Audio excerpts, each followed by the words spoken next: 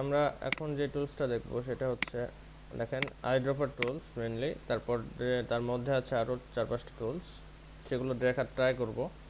Mainly eyedropper টুলসটা important এখানে। Eyedropper tools এটা যারা গ্রাফিক্সের কাজ করেছেন তারা জানেন এটার কাজ কি। তারপর আমি দেখাই দিচ্ছি। আইড্রপার টুল সাধারণত আপনি যখন কোনো পিকচার থেকে কোনো কালার পছন্দ করবেন এবং সেই কালারটাই আপনার কাজে ব্যবহার করতে চাইবেন বা কাজে ব্যবহার করতে চাচ্ছেন, সেক্ষেত্রে আমরা আইড্রপার টুল ইউজ করতে পারি। আমার যেমন মনে হচ্ছে যে এখান থেকে এই কালারটা আমার ভালো লাগতেছে, তখন আমি এখানে যখন আইড্রপার টুলটা ক্লিক করব, দেখেন সাথে সাথে এখানে চলে গেছে, ফরগ্রাউন্ড কালারে চলে গেছে। আবার দেখেন আমি যখন এখানে ক্লিক করলাম তখন ব্যাকগ্রাউন্ডের কালারে নিয়ে যেতে পারলাম। এখন যদি আমরা এটা জাস্ট ওই যে মার্কি টুল দিয়ে এইভাবে করে কন্ট্রোল ব্যাক স্পেস চাপি, দেখেন ওই কালারটাই চলে আসলো, তাই না?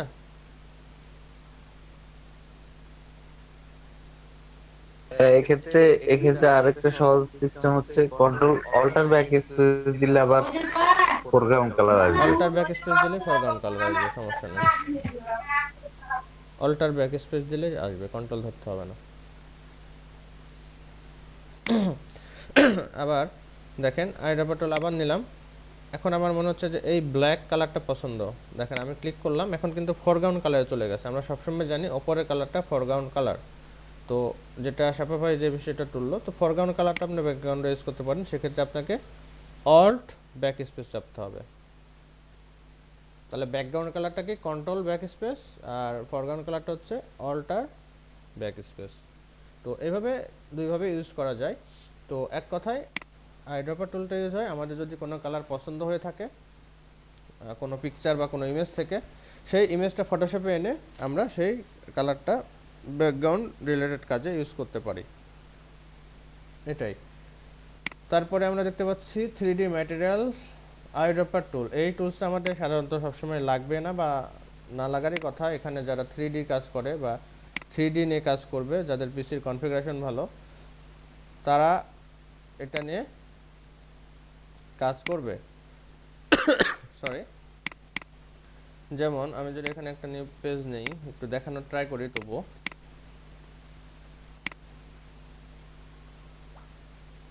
আমি যদি এখানে ব্যাক স্পেস চাপলাম, ব্যাকগ্রাউন্ড কালারটা নিলাম, লেয়ার নিয়ে ব্যাকগ্রাউন্ড কালারটা নিয়ে নিলাম। এখন যদি আমরা 3D তে যাই এবং নিউ ফ্রম মেশে যাই, মেশ প্রিসেট থেকে আমরা যদি স্পেয়ার করি, ইয়েস করি, দেখেন ওইটা কিন্তু 3D হয়ে গেছে লেয়ারটা, তাই না? লেয়ারের যে পিকচারটা। এখন দেখেন এখানে কিন্তু আপনারা দেখেন, লক্ষ্য রাখেন এখানে কিন্তু কোনো অপশন নয় আমি এটা চেঞ্জ করব বা কালার চেঞ্জ করব বা অন্য কোনো যে অবজেক্টগুলো চেঞ্জ করব। যখনই আপনি 3D ম্যাটেরিয়াল আইড্রপার টুলসটা সিলেক্ট করতেছেন, দেখেন এখানে কিন্তু অনেকগুলো অবজেক্ট চলে আসছে, স্টাইল চলে আসতেছে এই 3D। যেমন এটা যদি আমি পিক করি,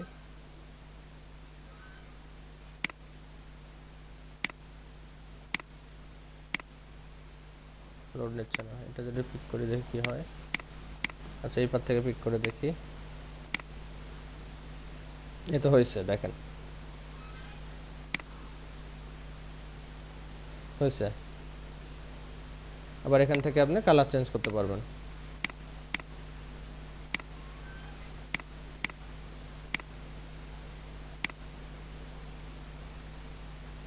এবং এই অপশনগুলো কন্ট্রোল করতে পারবেন।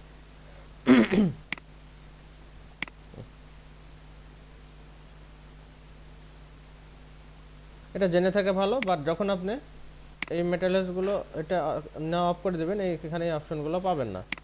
বা এখানে যখন আপনি ক্লিক করবেন তখন এই অপশনগুলো অটোমেটিক সেট আপ হয়ে যাবে। এটা ক্লিক করলে সেট আপ হয়ে যাওয়ার কথা। যাই হোক, আমি ধারণাটা দিলাম। আইড্রপার 3D ম্যাটেরিয়ালস আইড্রপার টুলসটা এভাবে কাজ করে, আপনি ট্রাই করে দেখবেন যাদের পিসির অবস্থা ভালো বা 3D নিয়ে কাজ করতে চান তারা। আমরা চলে যাই নেক্সট জেনারেল কাজে। দেখছেন 3D অপশন চলে আসছে সব এসেনশিয়াল। আচ্ছা এখন আমরা দেখতে পাচ্ছি নেক্সট কালার স্যাম্পল টুল। কালার স্যাম্পল টুলসটা আসলে কি যদি আমি দেখাতে চাই, ইমেজ ওপেন করতে হবে একটা।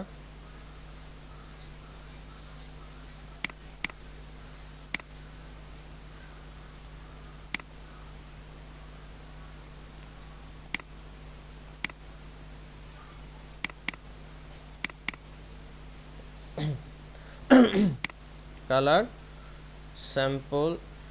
স্যাম্পলার টুল।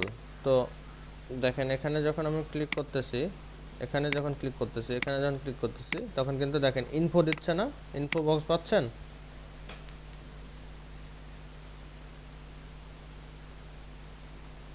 দেখা যাচ্ছে এই যে ইনফো বক্স গুলো দেখতেছেন? 5টা।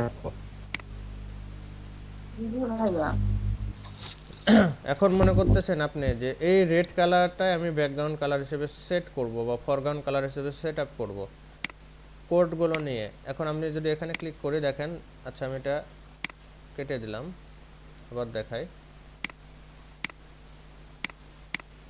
আমি এই কালারটা নেব, এই রেড কালারটা নেব মিডিলের। এখানে একটা ক্লিক করলাম, দেখেন এখানে কিছু ইনফরমেশন আসতেছে, এই যে এখানে নোট হয়েছে কিছু ইনফরমেশন। এখন যদি আমি এখানে যাই ব্যাকগ্রাউন্ড কালারে, দেখেন এখানে আছে RGB কত 252, আর জি কত 67, বি কত 13। এখন যদি আমি এটা ওকে দিই, দেখেন ওই কালারটা ওখানে চলে গেছে ফরগ্রাউন্ড কালারে, সরি ব্যাকগ্রাউন্ড কালারে। এখন যদি আমি ব্যাকগ্রাউন্ড নেই এবং এটা যদি ব্যাকগ্রাউন্ড কালার নিয়ে আসি, দেখেন ওই কালারটা চলে আসছে মিডিলের, এই যে এই কালারটা, এই কালারটা কি আসছে না? জি ভাইয়া। বোঝা গেল টোটাল ব্যাপারটা? জি। Okay good. তারপরে আমরা দেখতে পাচ্ছি কি রুলার টুল। রুলার টুলের কাজ হচ্ছে যে আপনি দেখেন এখান থেকে এইভাবে হওয়ার কথা। এই যে দেখেন আমি যখন শিফট ধরে টানতেছি, দেখেন এই পর্যন্ত কত আছে এটা আপনার এখানে দেখাবে প্রপার্টিসে।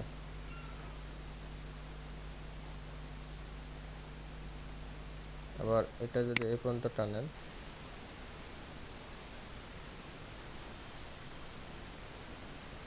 তো এখানে তো দেখানোর কথা।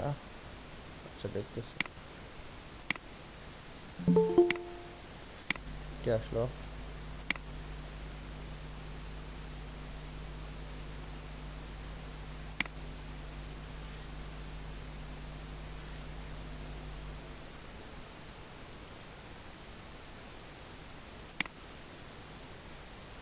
এখান থেকে এ পর্যন্ত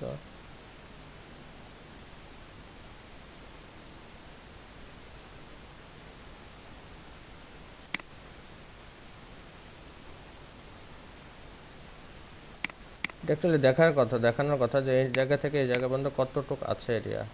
এটা প্রপার্টি ভাইয়া উপরে দেখাইতেছে মনে হয়। কই?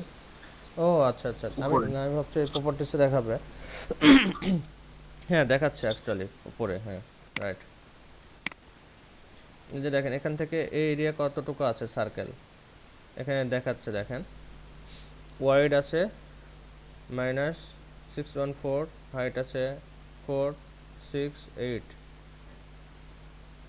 এবং এটা যদি মেজারমেন্ট স্কেল, তারপর এই দেখেন বা আপনি হরিজন্টালি কি কতটুকু আছে, শিফট ধরে আপনি টানলে সোজা হবে। শিফট ধরে আপনি যখন মাউস প্রেস করে ড্র্যাগ করবেন তখন সোজা হবে।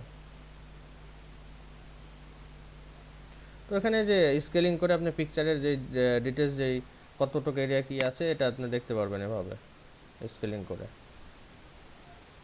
এটা মানে আহামরি কিছু না, এটা অতটা লাগেও না সব সময় আমাদের, জাস্ট জেনে থাকা ভালো, দ্যাটস ইট। বেসিক্যালি যারা রেগুলার প্রফেশনাল কাজ করে এই জিনিসগুলো খুব ইউজ করে না বললে চলে, নাকি সাফা?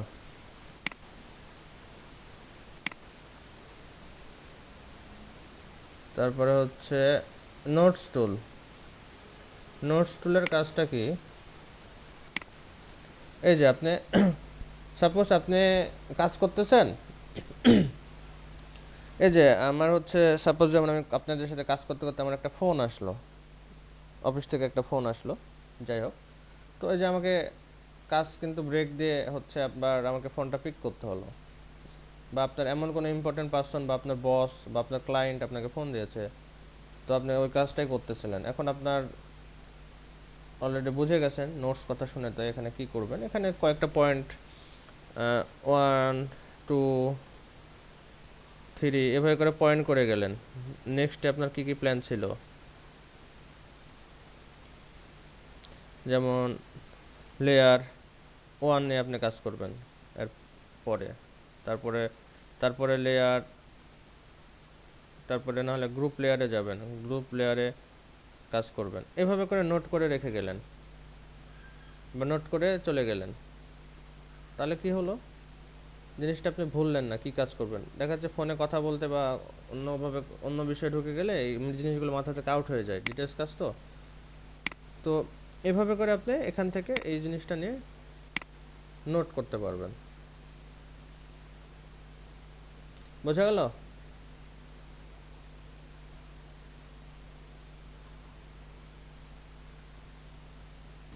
জি ভাইয়া। তারপরে আমরা আসি কাউন্ট টুলে। কাউন্ট টুল বলতে, কাউন্ট টুলের এটারও মানে এটা খুব একটা ইউজ হয় যে সেটা বলবো না, বাট ইউজ হয় কিছু ক্ষেত্রে।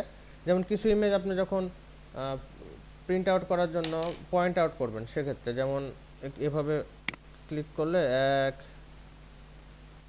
2 3 4, দেখেন 4টা পয়েন্ট আউট হয়েছে। এখানে আবার আপনি মিডল পয়েন্ট করতে পারেন 5, এখানে আরেকটা পয়েন্ট আউট করতে পারেন, এখানে একটা পয়েন্ট আউট করতে পারেন।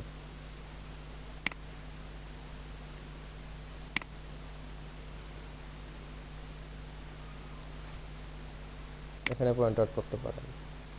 এবার পয়েন্ট আউট করে দিলেন, আর সাথে ক্লায়েন্টকে ব্রিফ দিয়ে দিলেন, হয়তো 1 পয়েন্ট ধরে 2 পয়েন্ট ধরে, বা 1 নাম্বার ইমেজ 2 নাম্বার ইমেজ, এভাবে করে আপনারা মার্কিং করতে পারেন। বাট এটা কিন্তু সেভ করলে এই পয়েন্টটা থাকবে না।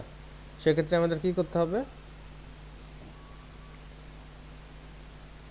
কি করতে হবে,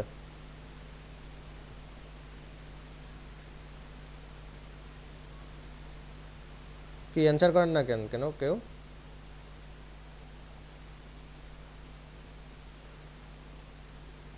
ভাই এটা আমি বুঝি নাই। বাকি আর কেউ বোঝেন নাই? না ভাই, মানে সেভ করার ব্যাপারটা কি বলতে চাচ্ছেন? সেভ করা না, আগে থেকেই বুঝি নাই ভাই পুরাটাই, মানে এই যে পয়েন্ট। এটা কিছুই না, আর তোমার নির্দিষ্ট কোনো ইমেজের নির্দিষ্ট কোনো অংশ পয়েন্ট আউট করার জন্য, নাম্বারিং করার জন্য। আচ্ছা মানে একাধিক ইমেজ আছে একটা ফটোতে, তুমি কিছু পয়েন্ট ক্লায়েন্টকে ব্রিফ করছো বা পয়েন্ট আউট করে বোঝাবা, সেই জন্য এটা ইউজ হয়। আচ্ছা আচ্ছা। বা তুমি কোন কোন এরিয়াতে কাজ করছো সেটা ক্লায়েন্টকে দেখাবা, সেক্ষেত্রে এটা ইউজ হয়। এবং এটা সেভ করলে পয়েন্ট আউটটা থাকবে না, আমাদের নিতে হবে স্ক্রিনশট।